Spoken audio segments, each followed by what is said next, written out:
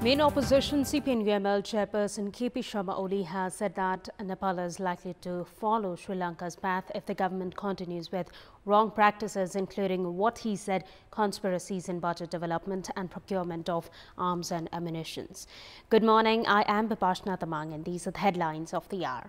Prime Minister and Nepali Congress President Sher Bahadur Deuba challenges the disgruntled faction within the party to win the elections without forming any coalition.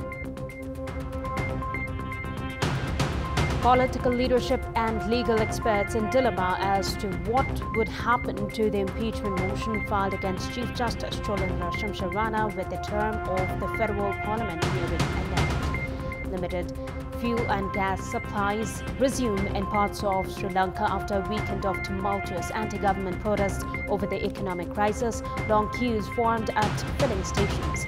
And Nepal suffered a 40-run defeat against Namibia in their first match of the ICC World Cup League 2 Triangular Series in Scotland. Prime Minister and Nepali Congress President Sher Bahadur Deuba has challenged the disgruntled faction within the party to win the elections without forming any coalition. Deuba aired the challenge at the party's Central Working Committee after leader Shekhar Koirala said that winning the elections with the support of an alliance defeated the ideology of the party. The meeting, which began yesterday at the party office in Sanipa, responding to Koirala, party President Deuba said that Koirala had not seen the party's first victory in the local elections in 3 decades. Koirala, who had presented a written recommendations, has said that the coalition benefited other parties. He also alleged the government of giving continuity to the unconstitutional move of the previous government led by KP Sharma Oli by introducing the bill related to the Constitutional Council. Addressing the meeting, party Vice President Purna Bahadur Khadka presented the report of the local election. Most of the provincial presidents of Nepali Congress said that Nepali Congress had won in many places because of the alliance and suggested for giving continuity to the coalition for the upcoming polls. Based on the report presented by Khadka, Nepali Congress received the highest number of votes in Province 1 and the least in Madhesh Province. The Central Committee meeting of Nepali Congress is to assess the party's performance at the local elections and preparations for the upcoming provincial and parliamentary polls. Head of the International Liaison Department of the Communist Party of China, Liu Zianchao, who is in his 4-day visit of Nepal, has met with chairperson of CPN Maoist Center Pushpakamal Dahal. The Chinese delegation, including Zianchao, held a meeting with Chairman Dahal at Kumaltar, Lalitpur yesterday. At the meeting, Zianchao expressed appreciation at the stance taken by the political parties of Nepal towards the One China policy. Senior Vice Chairman of CPN Maoist Center, Naren Kaji Shrestha, informed that Zianchao said China would not interfere in the internal affairs of Nepal. During the 3-hour-long meeting, discussions were held on economic development of Nepal and areas of cooperation China can provide to Nepal. Zianchao arrived in Nepal on Sunday with the objective of enhancing the relationship and collaboration with Nepali political parties and has been busy holding parleys with senior political figures. Prior to the meeting, CPN Maoist Center Chair Dahal Zianchao had met with Prime Minister Sher Bahadur Deuba and Minister for Foreign Affairs Naren Khadka on Sunday. It's been 5 months since an impeachment motion was filed against Chief Justice Cholendra Shamsher Rana. However, the federal parliament, despite its term nearing an end, seems in no rush to conclude the case. Political leadership and legal experts too are in a dilemma as to what would happen to the motion in case it is not dealt with prior to the end of the term of the parliament. We have more in this report. Chief Justice Cholendra Shamsher Rana has been suspended from office since an impeachment motion was filed at the Parliament Secretariat on 13th of February this year. In the past 5 months, apart from forming a committee to investigate into the matter, the federal parliament has not been able to give the case any momentum. The current parliament is nearing its end, and Rana's tenure as the head of the judiciary is also ending in mid-December. With the provincial and federal elections slated for November, political analysts opine the parliament will be ineffective during the elections, which means the impeachment motion, if not addressed ahead, is likely to be stranded.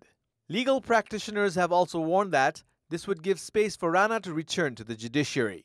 The Nepal Bar Association, that staged protests for over 100 days demanding the cleansing of the judiciary, opines the impeachment motion would be rendered useless if the term of the parliament ends before the motion is discussed. Legal practitioners are unclear of the fate of the motion in such a case. The onus is now on the ruling party to conclude the impeachment motion at the earliest. Including 5 Chief Justices at the High Court, designations of 73 judges are vacant in courts across the country. However, with the delay in the appointment of the judges, works of the judiciary have been severely affected. A total of 44 designation of judges at district courts, 27 in High Court and 2 justices at the Supreme Court are currently vacant. Despite the present preparation of the directives for the appointment of judges by the Judicial Council, works for their appointment have yet to begin. As per the Judicial Council, appointments are to be held as provisioned by the directives. Based on the directives, for anyone to be appointed as a judge, they must have met all requirements and present evidences of advocating at courts every year and proof of paying taxes for the past 3 years. Such a process is expected to put an end to nepotism in the appointment of judges. However, the directives will not be applicable for the Supreme Court as appointments are held through the Parliament hearing. While Chief Justice Cholendra Shamsher Rana is currently suspended, the term of 2 justices has ended. Inflation has increased at an alarming rate in Nepal. Based on the report titled Current Macroeconomic and Financial Situation of Nepal, published by the Nepal Rashtra Bank, the price of food grains has increased by up to 22%. As per the report, based on data of 11 months ending mid-June 2022, the consumer price inflation CPI stands at 8.56% year-on-year basis. Imports have increased by 27.5%, exports have increased by 53.3%, while trade deficit has also increased by 25% during this period. Meanwhile, remittances have witnessed a 3.8% growth in Nepali rupee terms and a 1.5% growth in US dollar value. The balance of payments remained at a deficit of 269.81 billion rupees, while the gross foreign exchange reserve stood at 9.45 billion US dollars. The federal government's spending amounted to 1,035.61 billion rupees, while revenue collection marked 942.13 billion rupees. As per the report, abroad money increased by 3.9%. Meanwhile, deposits at the banking and financial institutions increased by 5.7%, and the private sector credit increased by 13.5%. On year-on-year basis, deposits increased by 11.3%, while the private sector credit rose by 15.7%. The report further adds that the electronic payment transaction has increased significantly due to the development of payment infrastructure, policy of encouraging electronic payments, and gradual adoption of electronic payment instruments. And time now for our segment Public Pulse, where you text us with your opinion. Public Pulse. And here's the question: why has the government failed in curbing inflation? The options: option A, low production; option B, weak regulation; and option C, international impact.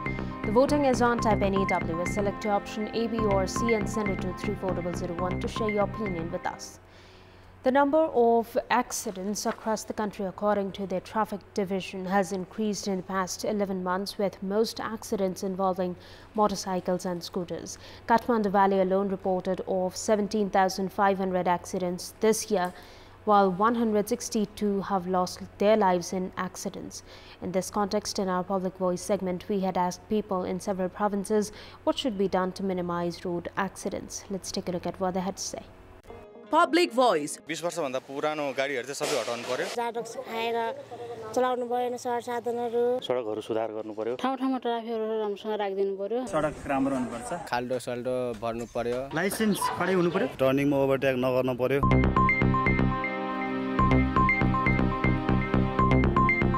Time now for a sports update. Sports news. Nepal suffered a 40-run defeat against Namibia in their first match of the ICC World Cricket League 2 triangular series in Scotland as Nepal's batting woes continue. In the match played at Cambusstone in Scotland, Namibia elected to bat first after winning the toss and were bowled out after scoring 220 runs in 47.3 overs. Zan Nicole Lofty-Eaton was the leading scorer for Namibia with 60 runs. Skipper Sandeep Lamachani was the pick of the Nepali bowlers, grabbing 4 wickets. Chasing a victory target of 221 runs, Nepal were bowled out for 180 runs in 46.5 overs. Nepal had a poor start as they lost 4 wickets in 18 overs when only 58 runs were on the board. Nepal kept losing wickets at regular intervals and were finally bowled out for 180 runs.